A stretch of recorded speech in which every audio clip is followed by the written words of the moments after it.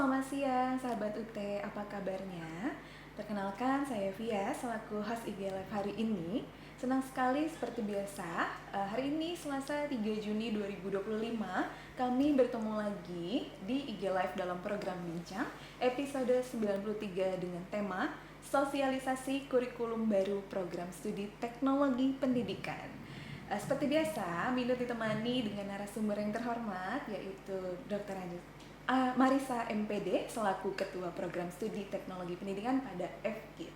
Halo, selamat siang Ibu Marisa. Selamat siang Mbak Via.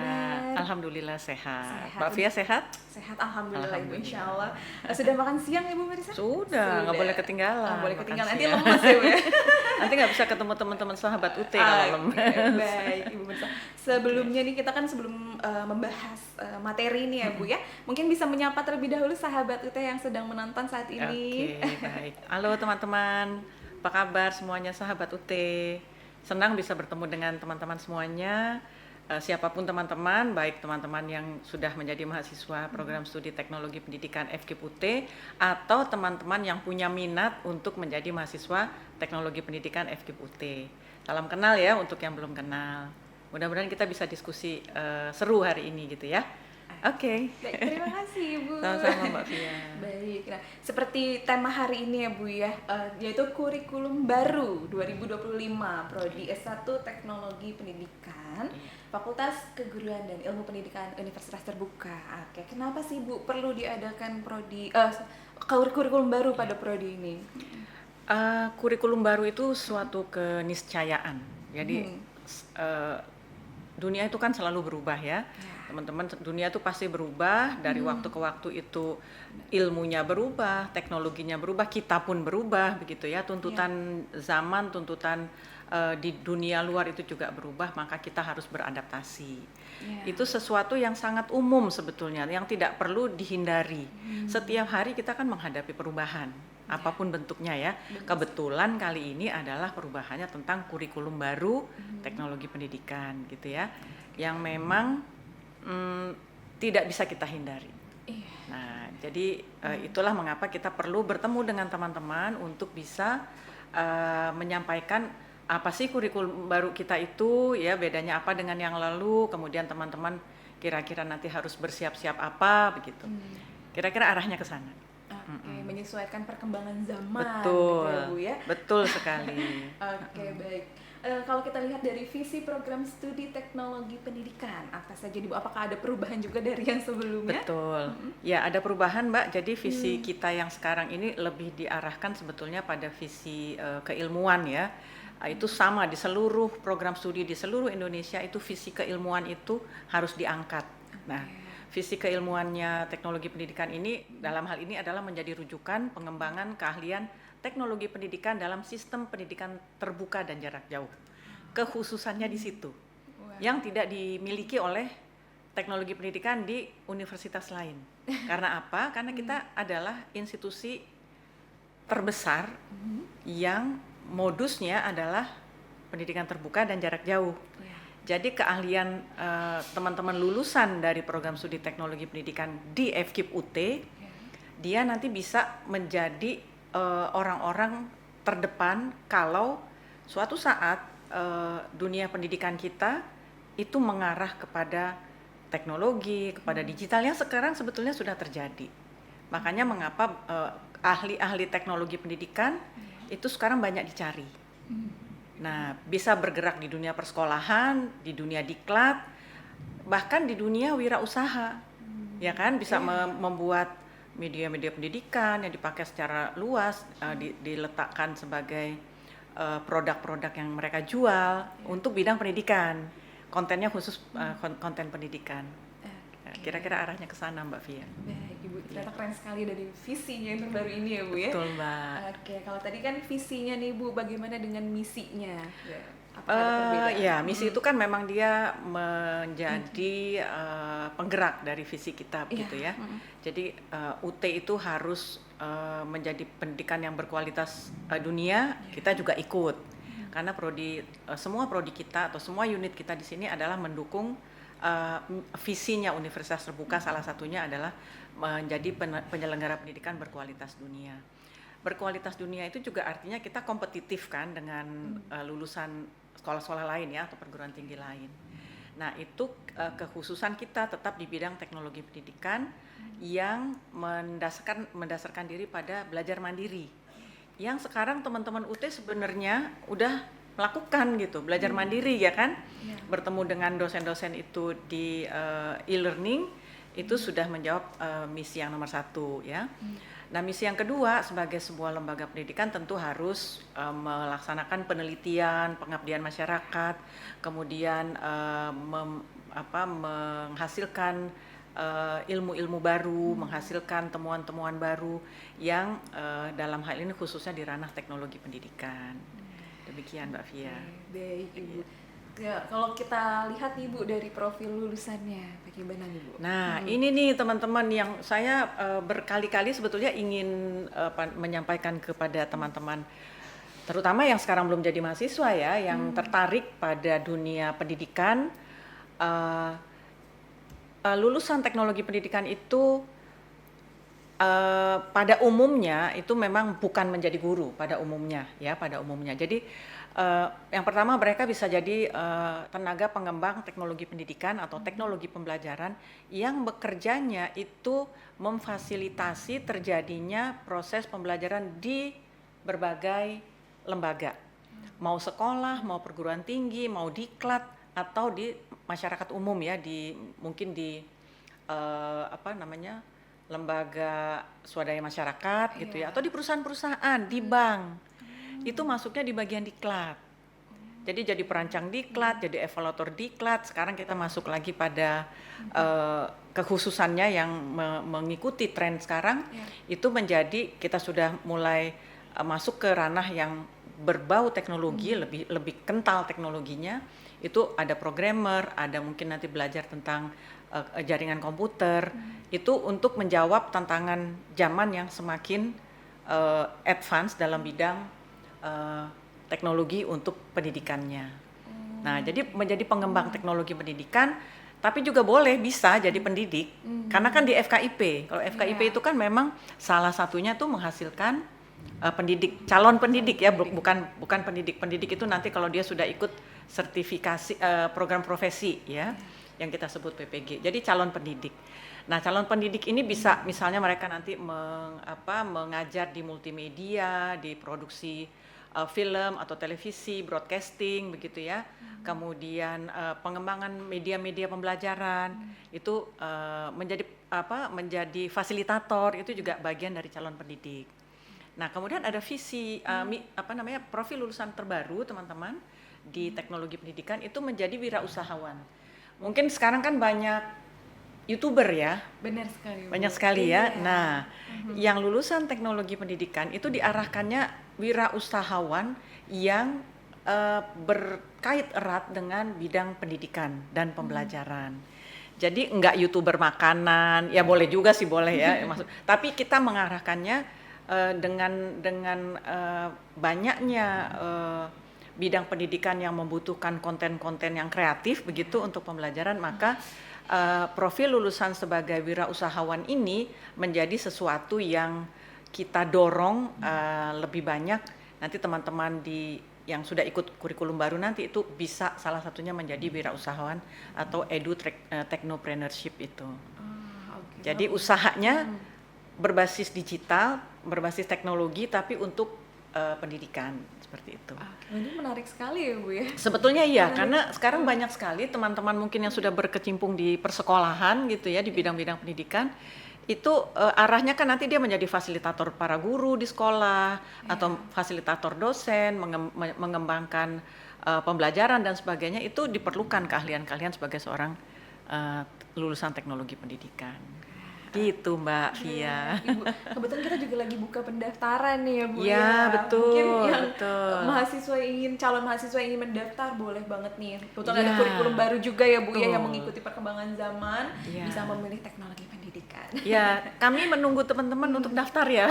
Untuk yang belum daftar, karena menarik banget ya belajar di teknologi pendidikan itu. Praktiknya itu lumayan banyak. Praktiknya itu online semuanya. Itu arahnya adalah menjadikan teman-teman itu terutama yang sekarang kita fokus itu adalah kepada pengembangan media pembelajaran. Gitu. Oke, baik Bu. Sekarang Ya. memang apa-apa tuh harus digital ya Bu ya. Betul, Harus mengikuti perkembangan betul. zaman itu ya Bu ya. Ya pasarnya mintanya kan gitu kan, Iya, jadi ya kita benar. menyesuaikan itu dengan membuat kurikulum yang lebih adaptif terhadap perkembangan zaman dan teknologi. Oke, baik Ibu, terima kasih. Dan kita kalau dilihat dari latar belakang perubahan kurikulumnya nih Bu, seperti apa?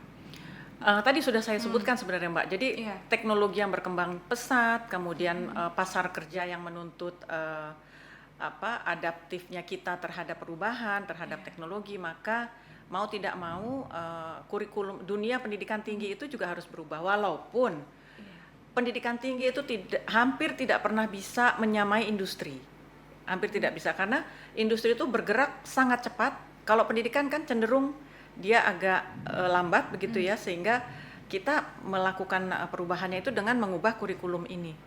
Bisa jadi sih nanti kalau misalnya teknologinya berkembang sangat cepat, kita agak tertinggal gitu. Tapi at least kita mencoba memberikan kemampuan-kemampuan yang secara pasar itu memang diperlukan gitu ya.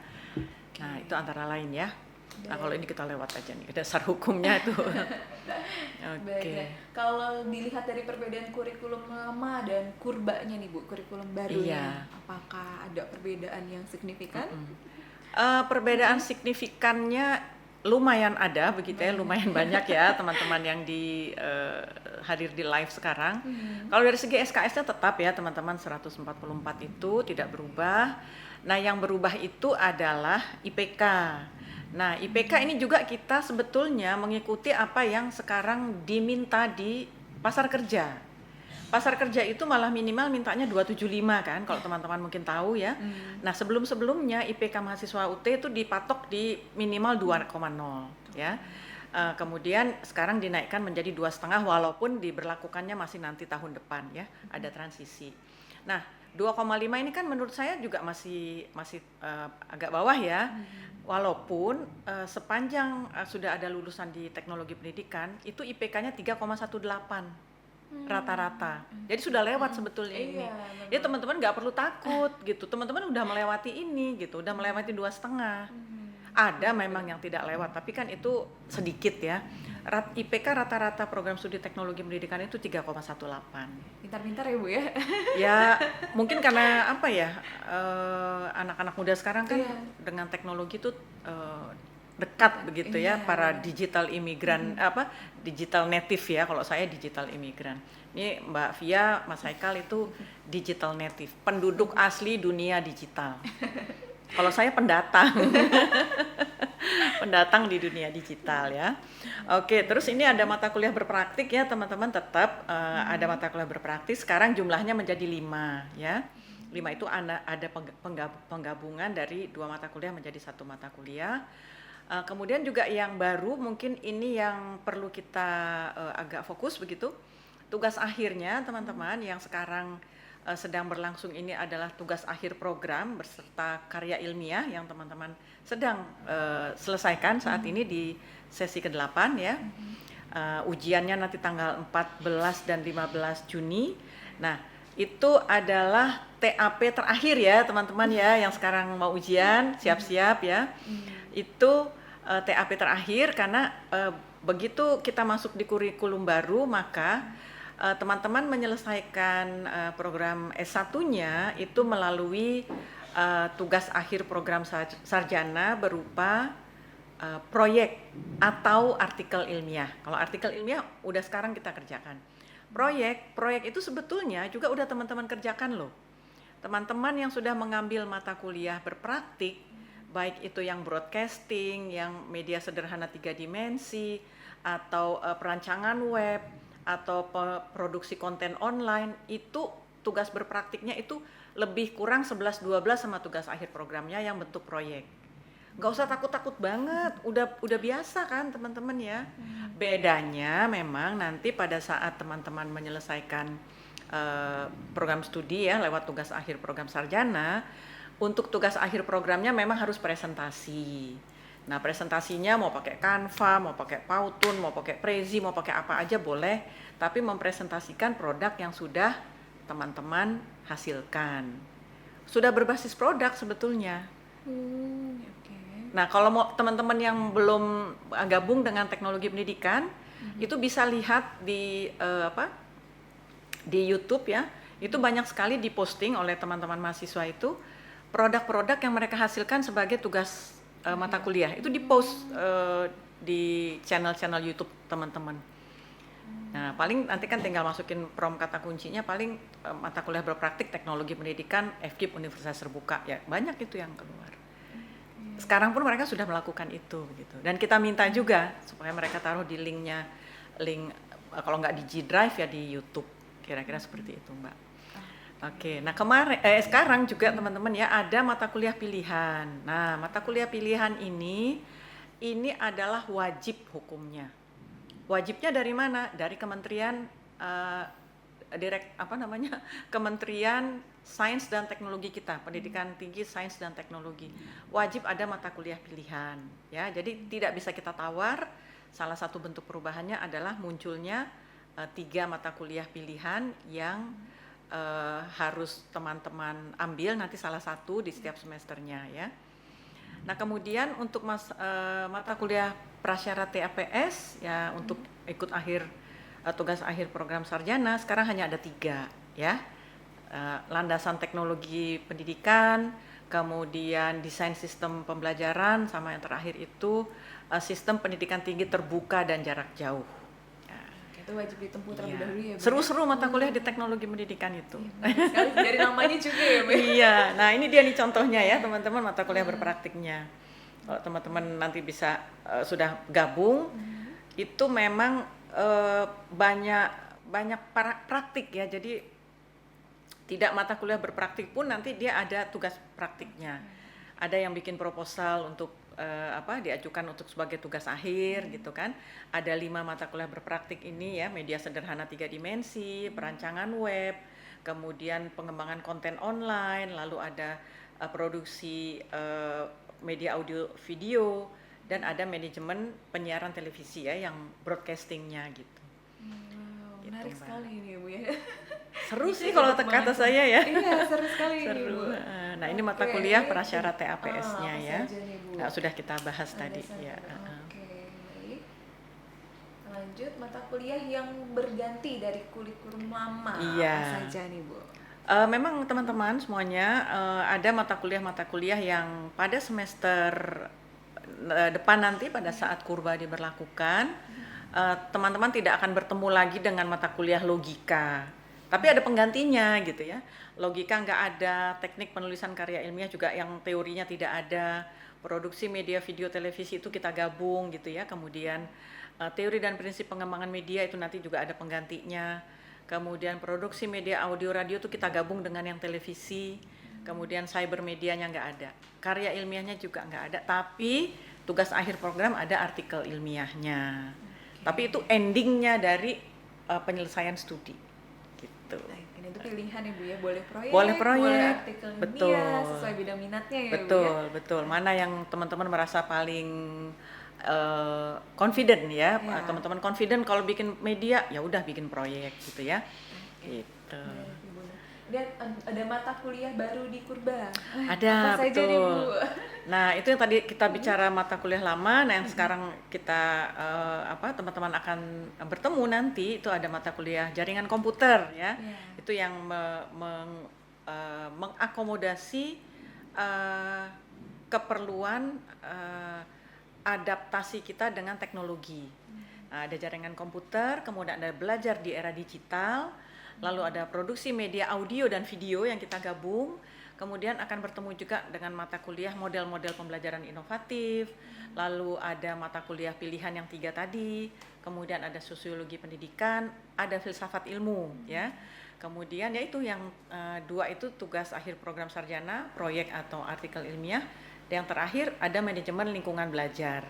Nah, khusus untuk manajemen lingkungan belajar ini memang itu mengakomodasi berbagai bentuk lingkungan belajar yang tercipta dengan berkembangnya teknologi. Misalnya ada lingkungan belajar yang harus tatap muka karena memang berada di tempat-tempat yang terisolir gitu. Kita juga harus bisa itu. Nggak semuanya teknologi juga kan, tapi itu teknologinya sederhana. Lalu ada lingkungan belajar yang memang mungkin hybrid atau mungkin blended ya, itu yang juga dipelajari oleh lulusan teknologi pendidikan supaya bisa bekerja di any kind of learning setting gitu. Iya tuh Mbak Via. Keren sekali juga ya mata kuliah baru. Nah ini kita bisa lewat aja ini kali ya. Oke, kesetaraan dari mata kuliah baru dengan mata kuliah lama nih Bu. Teman-teman tidak usah khawatir, semua mata kuliah yang teman-teman lihat nanti ya, bagi yang sekarang sudah masuk ke semester, ya sudah paling tidak sudah semester 3, 4, 5 ya, even yang semester 2, nanti mata kuliah yang sudah lulus di semester lalu itu akan ada kesetaraannya ya. Teman-teman tidak usah khawatir nanti misalnya Bu saya kan sudah lulus misalnya cyber media, saya kan nggak perlu lagi dong Bu ngambil mata kuliah yang baru. Enggak, yang udah lulus itu semua aman Ibu, asalkan ya. lulus itu asal lulus. Kalau tidak lulus ya memang mengulang dan dia akan masuk di kurikulum baru. Itu sudah kita setting seperti itu Mbak Via. Ini ada yang tetap juga ya Bu ya, ada yang berubah, ada yang tetap ya Bu ya? Ya, bahan ajarnya juga ada yang berubah, ada yang tetap begitu ya. Jadi segala sesuatu yang berubah itu sudah diakomodasi oleh Direktorat Akademik ya dan Kemahasiswaan, itu semua ada penggantinya atau ada kesetaraannya. Apalagi teman-teman yang sekarang sudah di semester 8 yang sebentar lagi akan ujian, itu kalau lulus semua aman sudah. Tinggal nanti yudisium saja. Karena nanti akan disetarakan ya Bu ya? Karena semua ada kesetaraannya. Ya kecuali nggak lulus, ya nggak lulus di mana-mana juga kan harus ngulang ya. Benar Ibu. Santai aja sih teman-teman. Jangan khawatir. Jangan khawatir, insya Allah kita bantulah ya, kita akan fasilitasi nanti kesulitan teman-teman begitu. Mungkin nanti dapat panduannya dari mana nih Bu? Apakah dari katalog kurikulum? Ya. Katalog teman-teman sendiri sudah lihat di web ya, sudah ada di web. Tapi kami juga sudah posting juga di WhatsApp grupnya program studi yang ada di kita gitu ya, yang anggotanya lebih kurang 1000 sekian begitu. Sudah kita WhatsApp. Cuman memang tidak semua teman-teman itu tidak semua notice begitu ya. Udah kita posting nanti ada lagi yang nanya gitu. Jadi kita nih nanti sebentar lagi akan meluncurkan FAQ-nya kepada teman-teman semuanya, akan kita taruh di webnya Tepen juga, di Instagram juga, supaya teman-teman bisa lebih update dengan informasi terbarunya. Dan kami berusaha apabila teman-teman mengalami kesulitan, ada pertanyaan-pertanyaan yang perlu kami jawab, itu jangan segan-segan bertanya kepada program studi ya. Banyak dosennya kok, bukan cuma saya aja teman-teman ya. Banyak dosennya yang bisa ditanyain juga. Iya. Nah, kalau kita lihat kan dari teknologi pendidikan ini layanan studinya non SIPAS ya Bu ya. Mungkin Ibu Marisa bisa memberikan tips nih agar mahasiswa nih tidak salah melakukan registrasi mata kuliahnya nih Bu. Karena kita non SIPAS saja gitu nih Bu. Betul Mbak Via. Jadi untuk program studi teknologi pendidikan itu dulu namanya paket arahan ya. Sekarang sudah non SIPAS, tapi ada juga yang SIPAS penuh, SIPAS plus bahkan ada. Tapi SIPAS plus itu diarahkan hanya untuk teman-teman yang masuk dari jalur beasiswa. Jadi itu spesial pakai telur. Martabak ya Bu ya.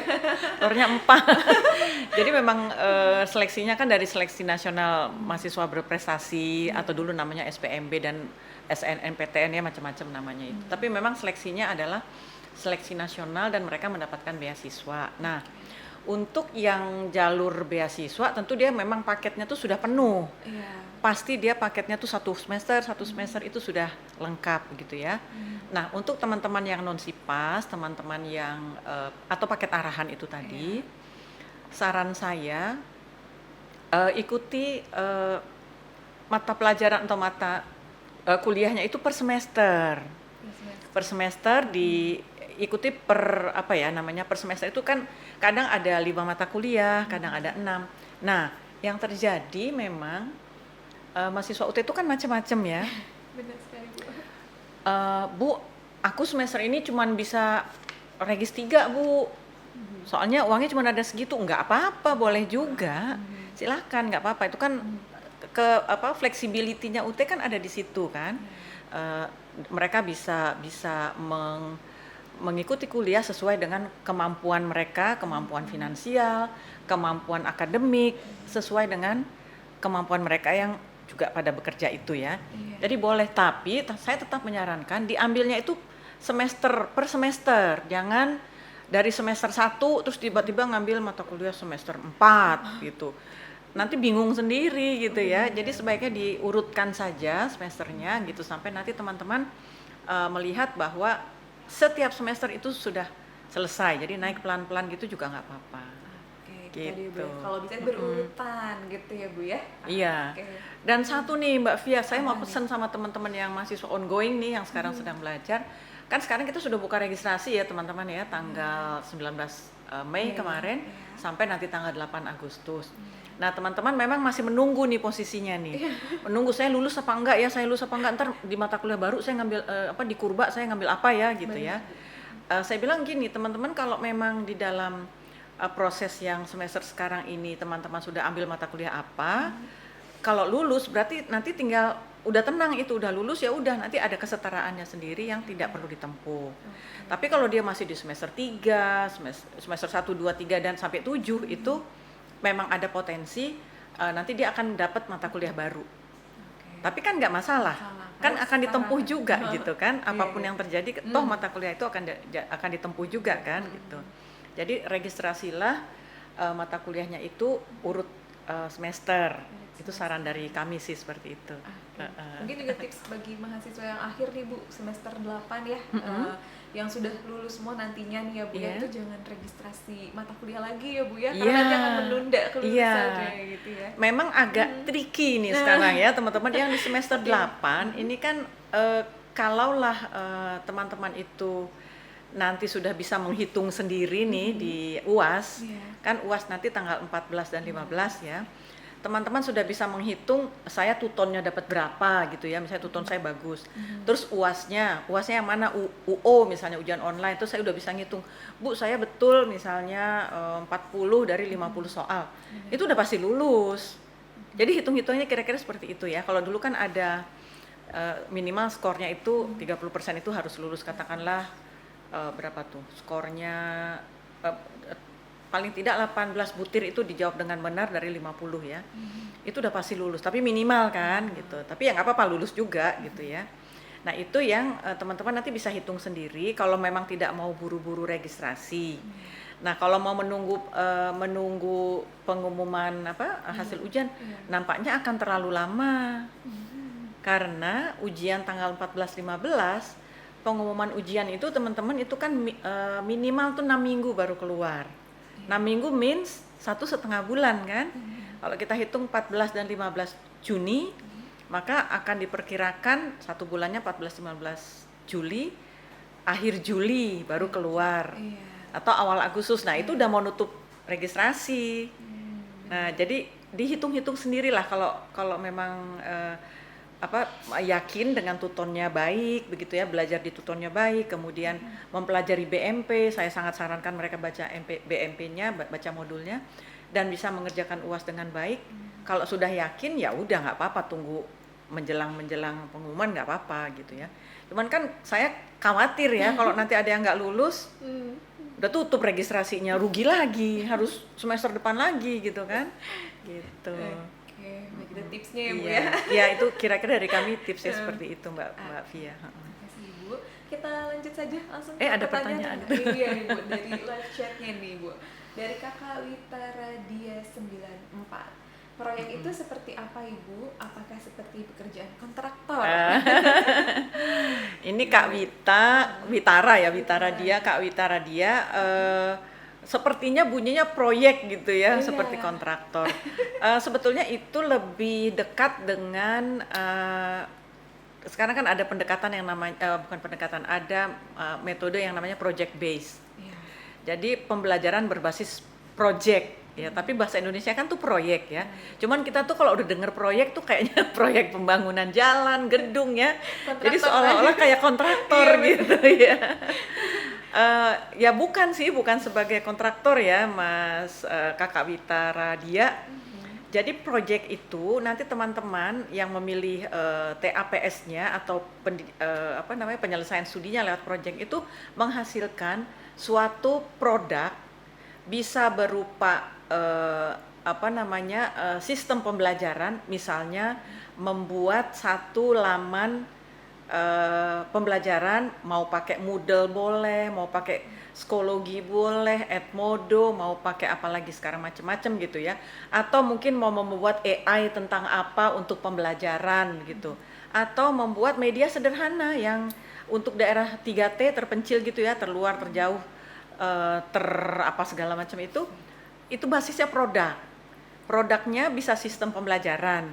Misalnya bikin satu laman belajar, diuji cobakan kepada target audiensnya, kepada siswanya, kepada peserta didiknya. Itu nanti project, itu yang disebut project ya. Nanti akan keluar produknya ada, laporannya ada, kemudian bahan presentasi untuk bertemu dengan dosen pembimbing. Nanti presentasi secara daring. Online tetap Seperti ya, Bu? sekarang kita melakukan tutorial webinar untuk mata kuliah berpraktik atau karya ilmiah. Kan sekarang sudah ada webinarnya. Iya. Jadi presentasinya seperti itu. Oke, tidak langsung datang ya, Bu ya. Tidak perlu Tidak perlu datang, jadi hanya menyiapkan Canva atau Powtoon atau Prezi atau PPT begitu. Nanti presentasi di depan kita akan sedikit tanya jawab gitu dengan mereka, tapi tetap ada reportnya. Ada report yang harus teman-teman buat begitu untuk proyek ini. Demikian ya Kak Wira ya. Jangan takut ya, bukan kontraktor Kak, bukan. Bukan anemer. Seperti mau bangun jalan ya, Bu? Iya. Oke, baik, terima kasih Ibu. Kita lanjut pertanyaan dari Kakak Umu.Salsi. Semester ini saya sudah ambil produksi media audio atau video. Apakah semester depan harus ambil produksi media audio video? Bagaimana nih, Bu?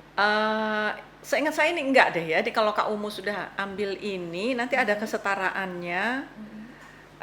Harusnya sih udah lewat ini. Tapi saya lupa nih, ada kesetaraannya kan banyak ya Kak ya.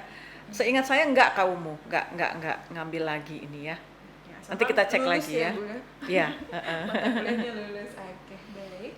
Masih kita lanjut di sini ada pertanyaan dari Kakak Moonshine Serenity. Kalau semester 7 gimana Bu? Sisa 5 mata kuliah di semester depan atau nambah Ibu? Oke, Kak Moonshine, ini kalau semester 7, sekarang Kakak semester 7 ya, berarti sedang menunggu untuk ujian dan menunggu kelulusan lah ya gitu ya. Itu ada sisa mata kuliah di semester depan, itu mata kuliahnya memang ada yang baru, tapi yang memang belum ditempuh. Yang belum ditempuh, kalau semua di semester 7 sudah ditempuh, maka yang ditempuh itu kan nggak akan diregistrasikan lagi kan, nggak perlu ditempuh lagi karena ada kesetaraannya. Tapi memang ada mata kuliah yang baru di semester 8. Yang pertama itu TAPS, yang saya ingat itu TAPS dan manajemen lingkungan belajar. Nah, kalau Kak Moon mengambil mata kuliahnya itu urut dari semester 1, 2, 3 sampai 7 itu sesuai dengan urutan dalam kurikulum dan katalognya. Saya perkirakan itu tinggal mengambil sisanya saja. Tapi memang mata kuliah yang lama kan nggak ada lagi, masuk ke mata kuliah yang baru gitu.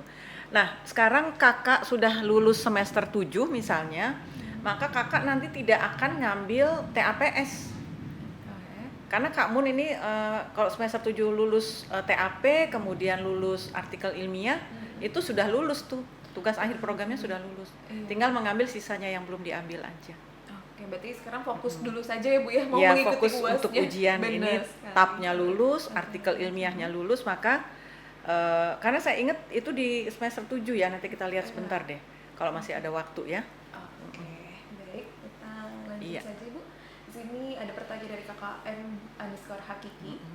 Kalau TMK di semester depan dihapus, apakah kontribusi nilai tutam ditambah Ibu?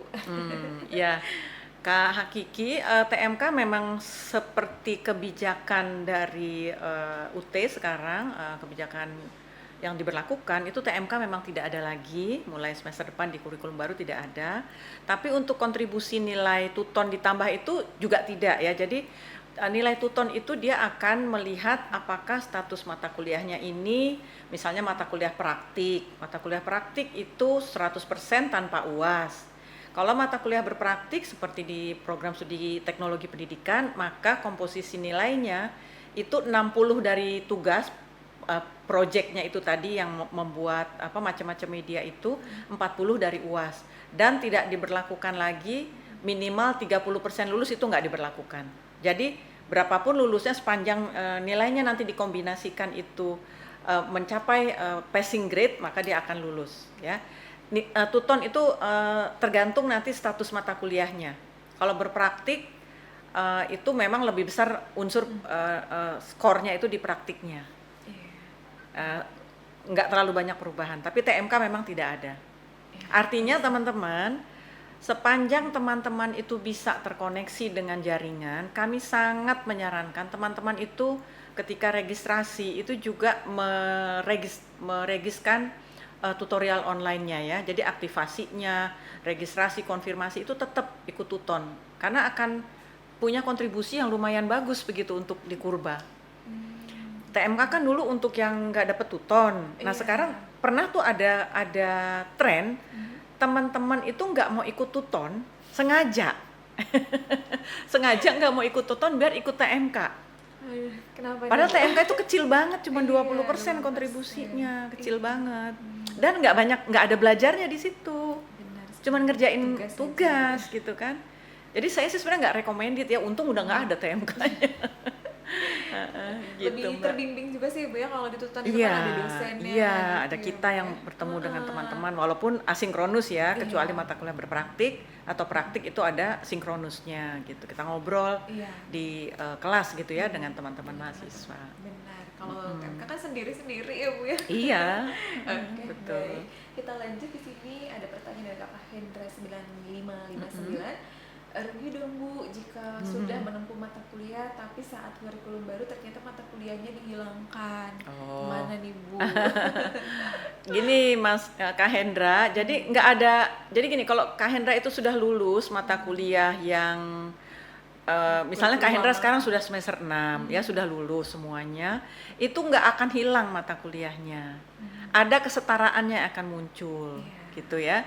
Misalnya, saya nggak lupa ya mata kuliahnya saking banyaknya. Misalnya ada mata kuliah, mungkin bisa dibuka barangkali Mas Haikal di kurikulum di PPT tadi, yang kesetaraan mata kuliah. Kita lihat ya, contoh misalnya di semester, di semester berapa nih? Nih, contohnya gini, teman-teman itu atau diteruskan sedikit Mas, mata kuliahnya agak semester ini. Nah, misalnya gini, teman-teman itu sudah mengambil mata kuliah kesetaraannya. Saya lupa nih kesetaraannya. Atau kita lihat kesetaraannya Mas Haikal. Sebelumnya. Di kesetaraan. Nah, ini contohnya ya, di kesetaraan. Itu mata kuliah yang namanya di sini misalnya manajemen proyek ya, manajemen proyek itu mata kuliah di kurikulum baru ya, misalnya nih ya Kak Hendra. Tapi Kak Hendra sudah lulus mata kuliah manajemen ya. Nanti yang muncul di LKAM-nya Kak Hendra itu manajemen proyek tanpa harus ikut mata kuliah manajemen proyek. Semua yang muncul itu adalah mata kuliah di kurikulum baru tanpa harus ditempuh. Sepanjang mata kuliah kesetaraannya manajemen itu sudah lulus gitu. Ya. Kemudian teman-teman ada lagi nih yang ngambil mata kuliah manajemen media massa misalnya ya. Terus ngambil mata kuliah pilihannya interaksi manusia dan komputer. Atau kita balik, udah lulus itu berarti nanti nggak akan ngambil mata kuliah itu lagi, sudah dianggap lewat begitu. Jadi sepanjang mata kuliah di dalam kurla itu sudah ditempuh, maka tidak akan hilang sebagai nama mata kuliah iya, tetapi akan muncul mata kuliah baru statusnya LL atau lulus kalau memang lulus ya. Kalau tidak lulus dimanapun kita belajar ya harus ngulang, ya nggak? Benar. Ngulang kan, Kak Via kan? Benar sekali, Bu. Mau kuliah di mana juga kalau nggak lulus mata kuliah wajib ya pasti ngulang gitu Iya. kan. Itu konsekuensi logis dari orang yang belajar kan. Iya. Gitu ya Kak Hendra ya, jangan khawatir mata kuliahnya hilang, nggak berganti iya gitu ya. Oke. Jadi nanti ada nama-nama baru Ibu. Nama mata baru, kuliahnya. betul Oke, sekali. baik, kita lanjut Ibu. Di sini ada pertanyaan dari Kakak Umu Salsi. Oh ini Kak Umu yang Bu. tadi ya? Iya, masih penasaran nih Bu. Ya Kak Umu. Oh iya Bu, kemarin sisa SKS saya 69 lagi. Tapi setelah dikurba sisa SKS-nya saya jadi 70. Jadi nambah 1 SKS sisanya. Kenapa ya Bu? Oh iya. Gini Kak Umu dan teman-teman yang lain, memang dalam perubahan kurikulum ini ada SKS mata kuliah yang turun, ada yang naik ya. Contoh yang turun itu logika dari 3 menjadi 2. Contoh yang naik TAP 4 jadi 6 gitu ya. Jadi pada posisi sekarang teman-teman sedang berjalan, kalau dilihat secara semester by semester, ada yang naik SKS-nya. Bu, saya kemarin 45, kenapa sekarang SKS saya jadi yang saya kurang jadi 44 gitu ya. Jadi ada yang naik, ada yang turun memang. Tapi nanti endingnya semuanya 144 gitu. Jadi sebetulnya ya secara jumlah mata kuliah dan SKS sih tidak, endingnya nanti semuanya akan 144 karena nanti kan tetap akan keluar SKS yang tersisa itu kan akan keluar nanti pada saat di kelulusan akhir di yudisium itu akan terhitung semua sebagai 144. Oke, baik. Demikian Kak Via. Oke, baik. Terima kasih. Di sini kita lanjut ke pertanyaan dari Kakak Faisal. Izin bertanya Ibu, rekomendasinya antara project dan artikel ilmiah. Saya minta rekomendasi dari Ibu untuk metode TAPS-nya nih Bu. Rekomendasinya apa nih Bu? Boleh bisik-bisik. Gimana ya Kak Faisal? Kalau itu tergantung dari kenyamanan kita ya. Ada teman-teman itu yang lebih, mungkin kalau kita bisa sebut gaya belajarnya itu mungkin rada kinestetik gitu ya. Kinestetik nih teman-teman. Jadi maunya doing something atau create something gitu ya di dalam proses belajarnya. Nah, kalau orang-orang yang senengnya ngoprek, senengnya bikin ini, bikin itu, project cocok. Cocok banget nih Bu. Iya, aku nanti mau bikin AI untuk misalnya membantu anak-anak tunarungu misalnya. Itu kalau orang-orang yang passionnya itu di create something, itu project cocok sekali. Walaupun create juga dia harus ada landasan berpikir teorinya kan. Ini teori apa nih yang mau dipakai? Itu kan tetap harus ada kognitif yang istilahnya dia harus secara intelektual itu dia terakomodasi juga begitu ya. Nah, untuk teman-teman yang gaya belajarnya itu agak kinestetik atau memang kinestetik, project itu cocok. Nah, artikel ilmiah itu untuk orang-orang yang sebetulnya senang mikir, senang baca, kemudian senang menulis, senang melakukan penelitian, itu menghasilkan artikel untuk dipublish di sebuah jurnal, itu bisa atau cocok memilih artikel ilmiah. Kembali lagi kepada mahasiswanya ya Bu, minatnya kemana? Ada yang senang memang dia baca bukunya banyak gitu kan, sehingga teorinya dia cukup dapat, kemudian dia baca-baca hasil risetnya juga banyak, senang menulis begitu ya, tidak suka yang istilahnya dia harus create something dari produk-produk tertentu gitu ya, prototipe, itu mungkin itu lebih cocok untuk yang karya ilmiah. Tapi anyway, apapun yang teman-teman pilih untuk TAPS-nya, itu akan ada bimbingannya ya, jangan khawatir, ada bimbingannya, ada webinarnya. Nanti juga kita akan buat WA grupnya begitu ya, by kelas begitu ya. Seberapa banyak kelasnya, nanti dosen-dosennya yang bisa membantu untuk membimbing secara asinkronus lewat WhatsApp ya, percakapan gitu. Tenang Ibu ya, dipandu ya Bu. Dibantu pasti, dibimbing sampai teman-teman bisa menghasilkan tugas akhir program sarjananya. Gitu Kak Via. Baik Ibu, terima kasih. Kita lanjut di sini dari Kakak Ulfa Syifa. Bu, kalau Tekpen itu wajib non sipas ya katanya. Untuk pemilihan matkulnya itu ada yang ngebimbing, takutnya salah pilih matkul. Nah, Oh tadi seperti begitu. yang kita Nah informasikan, iya, Bu. Kakak Ulfa tadi kita udah bahas ya Iya. Kak Via ya. Jadi kalau Kak Ulfa itu non sipas gitu ya, kakak ikut aja per semesternya gitu ya. Misalnya semester 1 nih ada 6 mata kuliahnya, itu aja dulu diregistrasi. Mudah-mudahan ke 6-6-nya lulus. Nanti ketika kakak daftar lagi untuk semester 2-nya, naik deh tuh ke semester 2, ambil lagi di situ semester 2. Itu yang kami sarankan seperti itu. Jadi tidak acak gitu ya ngambilnya ya, supaya tertata gitu pola pikirnya gitu. Gitu ya Kak Siva ya. Kalau untuk yang pembimbingan memang secara formal itu tidak ada bimbingan yang sifatnya seperti mata kuliah TAPS, project artikel atau mata kuliah berpraktik tadi. Memang tidak ada. Jadi Kak Ulfa saya sarankan nanti masuk ke WAG mahasiswa. Nggak tahu nih Kak Ulfa udah semester berapa. Itu biasanya sama Mas Gafur, dosen kami di Prodi, itu suka dibuatkan tuh ya, ini yang maba tahun berapa gitu, nanti ada grupnya begitu. Kalau yang saya itu grupnya grup nasional, karena kebetulan saya Kaprodi, jadi saya kan harus menjawab mahasiswa dari semester berapapun kan, harus membimbing siapapun teman-teman itu. Jadi saya nggak bisa jawab untuk yang maba-maba yang sudah ada grupnya sendiri. Tapi kami ngebimbing kok Kak, kalau ada pertanyaan, insya Allah kami jawab. Bahkan yang japri saya tuh mah Banyak amat ya. sangat banyak. Dan saya jawab loh ya, walaupun delay saya jawab gitu. Oke, baik. Kita lanjut ya Bu ya. Di sini ada pertanyaan dari Kak Neina Livia. Bu, maaf baru join. Apakah kurikulum ini berlaku untuk semua mahasiswa atau mahasiswa baru saja nanti? Oke, Kak Neina. Jadi kurikulum baru kita ini memang berlaku untuk semua. Jadi tidak ada istilahnya masa transisi ya Kak. Jadi yang sekarang misalnya Kak Nena sudah semester 3 gitu ya. Jadi Kak Nena langsung nanti pluk masuk di kurikulum baru. Nah gitu ya. Jadi berlaku untuk mahasiswa baru dan mahasiswa ongoing ya, mahasiswa yang sedang semester berjalan. Gitu ya Kak Nena. Baik.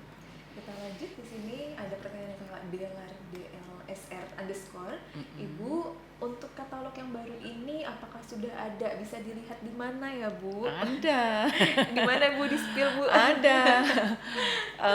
Kak Dela, kurikulum baru itu sudah ada kok di webnya UT, gitu ya. Jadi yang lalu itu Mas Gafur itu kayaknya sudah posting juga deh di Instagramnya TP ya, katalognya gitu sudah ada. Ini kalau teman-teman mau download yang belum dipotong, kalau kami kan sudah kami potong per teknologi pendidikan saja, jadi nggak perlu ngelihat yang lain ya. Itu adanya di web, tapi itu dia full, gitu ya Kak Dela, full namanya katalog kurikulum. Fakultasnya itu dia bergabung dari FEB, FISIP sama FKIP. Kalau yang katalog Pendas itu kan PGSD dan PG PAUD, itu lain, jangan di-download kalau itu. Ada di sana nanti. Mudah-mudahan Kak Dela ada di salah satu WAG ya, jadi itu biasa kita posting kok katalog itu. Kalau mau akses boleh di website ut.ac.id/katalog. Iya betul. Oke, baik. Kita lanjut, di sini ada pertanyaan dari Pak Rahman Maulana. Apakah mahasiswa bisa mengambil TAPS lebih awal, Ibu? Nah ini pertanyaannya udah saya jawab berkali-kali nih ya. Gini teman-teman, tadi kita udah sampaikan bahwa teman-teman itu sebaiknya mengambil mata kuliahnya urut semester gitu kan, urut semester.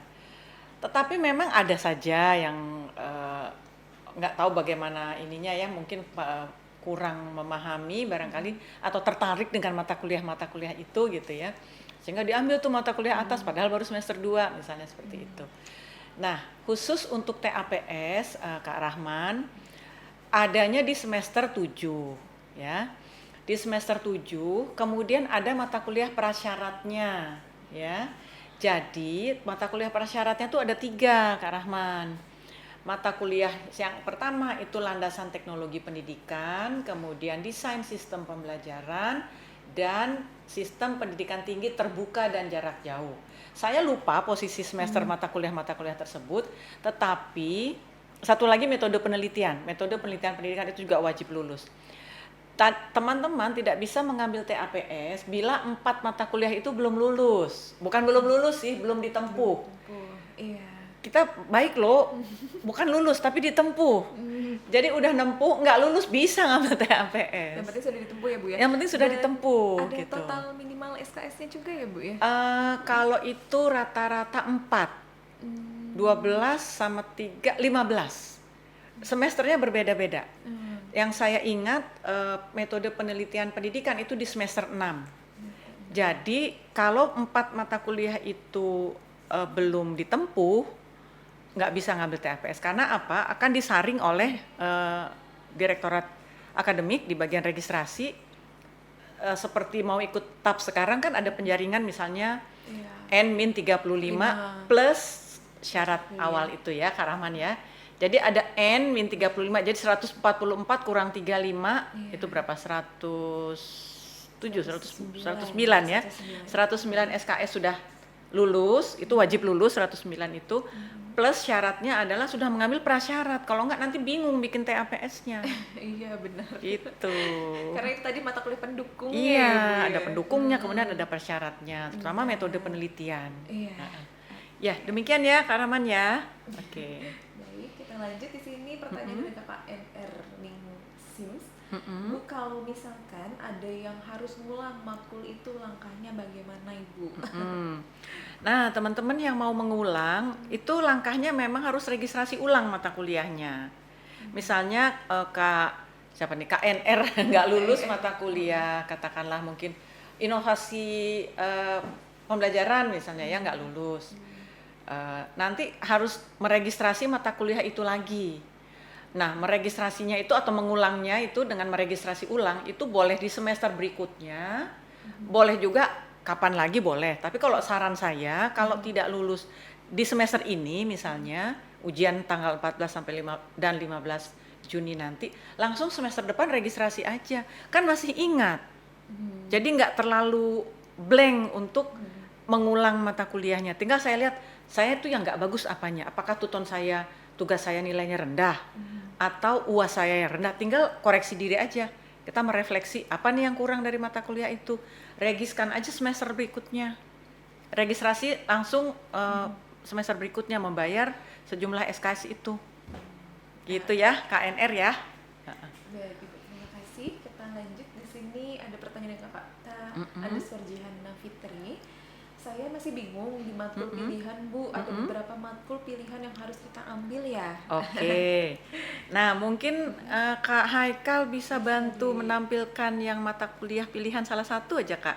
Di semester berapa ya Kak ya? Semester 7 kali ya Kak ya? Ada semester 7, coba saya lihat dulu ya. Nah itu ada mata kuliah, gini Kak Jihan ya.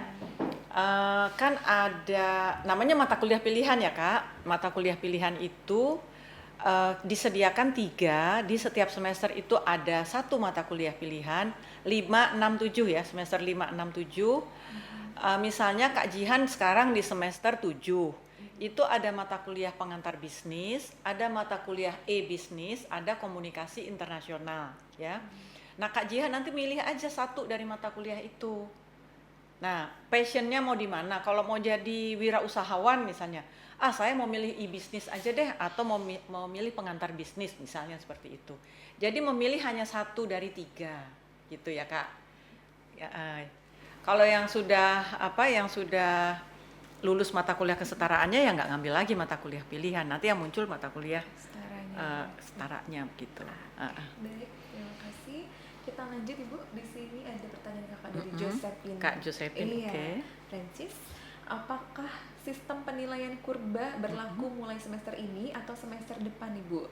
Misalnya yang matkul praktik tugas-tugasnya jadi 60%, tidak lagi 50%. Oke, Kak Josephine, mata kuliah kurikulum baru ini memang berlaku next semester yang akan datang. Jadi untuk mata kuliah praktik memang masih 50-50 ya, masih 50-50 Kak Yosefin ya. Jadi masih 50-50, nanti yang next semester itu akan jadi 60-40. Oke, bisa Demikian Kak Yu ya. Oke, baik. Kita di sini sudah habis. Oh, oke Bu. Tadi ternyata pertanyaan Sebentar terakhir. sekali ya. Rasanya cepat Iya, sekali ya Bu ya. betul, Sudah cepat 1 jam sekali. nih Bu berlalu. Tak terasa. Tidak terasa. Seru kalau ngobrol sama teman-teman mahasiswa, saya senang Iya, ketemu terasa mereka. lebih dekat gitu ya Bu ya. Betul. Saya senang banget kalau lagi Zoom gitu ya sama teman-teman mahasiswa itu. Pertanyaannya banyak, itu menandakan mereka itu eager ya, bergairah untuk belajar begitu ya, sehingga kami juga semangat memfasilitasi mereka. Oke, baik Bu Marisa, terima kasih sebelumnya sudah berkenan nih Bu untuk menjadi narasumber IG Live kami Sama-sama. hari ini. Nah, mungkin sebelum mengakhiri Bu, boleh menyampaikan sedikit closing statement kepada gitu. calon mahasiswa dan mahasiswa Iya. ongoing. Ya, mudah-mudahan ada teman-teman sahabat UT yang saat ini belum mendaftar sebagai mahasiswa program studi teknologi pendidikan. Kami menunggu Anda untuk bergabung begitu ya bersama kami dengan mata kuliah yang menarik, dengan profil lulusan yang juga menarik, terutama bagi teman-teman yang saat ini sudah berada dalam dalam ranah dunia pendidikan ya, baik di bank, di persekolahan atau di madrasah barangkali ya, di sekolah-sekolah formal maupun sekolah-sekolah non formal begitu ya, di paket-paket ABC begitu. Maka kami mengundang teman-teman untuk bergabung bersama kami. Dan untuk teman-teman yang sudah menjadi mahasiswa, kami sangat mendorong teman-teman untuk rajin membaca BMP-nya. Tidak bisa mengandalkan diri hanya dari tuton saja, tapi tetap membaca BMP-nya, buku materi pokoknya atau modulnya, terutama untuk bisa menghadapi ujian akhir semester pada tanggal 14 dan 15 besok yang ujian tatap muka, dan ujian online yang akan berlangsung 1 bulan menjelang sampai nanti ya tanggal sekitar Juli ya, 1 bulan ujian online-nya. Semangat ya teman-teman ya untuk belajar, dan kami bersedia untuk selalu membantu teman-teman. Bye-bye semuanya. Terima kasih banyak Ibu Terima kasih Marisa. banyak. Baik, mungkin tadi ada beberapa mahasiswa yang terlewat nih Bu saat menonton IG Live ini. Nah, jadi Iya. jangan khawatir, nanti rekaman IG Live ini akan tayang di YouTube UT TV dan juga di Humas Universitas Terbuka. Seperti itu. Wah, bagus ya Mbak ya. Benar sekali Bu. Jadi bisa dilihat lagi nih rekamannya nanti. Alhamdulillah kalau bisa. Alhamdulillah. Okay. Baik. Nah, sebelumnya juga Ibu, kita mau menginformasikan lagi Bu, tadi di awal juga sebenarnya sudah diinformasikan. Jadi bagi calon mahasiswa baru, jangan khawatir, kami saat ini sudah membuka pendaftaran baik jalur RPL dan non RPL untuk yang diploma dan sarjana. Nanti bisa langsung mengakses di website admisi.stripsia.ut.ac.id. Ya. Ibu Marisa, izin sebelum mengakhiri, saya sedikit pantun Ibu, Boleh? Boleh biar semangat. Oke, Silakan. baik. Hutan lebat banyak tentara. Cakep. Tentara berasal dari kota Banjar. Cakep. Buat sahabat UT se-Nusantara, ayo kita semangat belajar. Ya, Assalamualaikum warahmatullahi semangat. wabarakatuh. Waalaikumsalam. Bye.